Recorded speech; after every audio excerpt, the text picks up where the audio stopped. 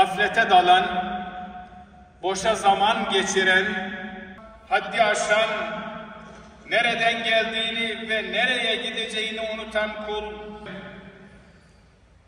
İnsan nisyan ile mağluldür.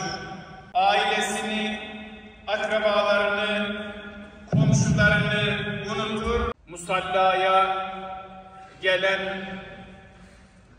cenazeler esasında bizim için ibret vesilesidir. Yüce Rabbimiz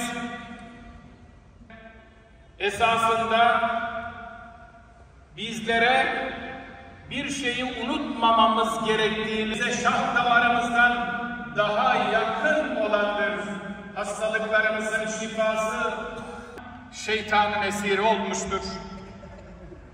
Bugün başta Gazze olmak üzere İslam beldelerine dini, ahlaki ve insani değerlerimizi öğrendiğimizlere karşı uyanık olalım.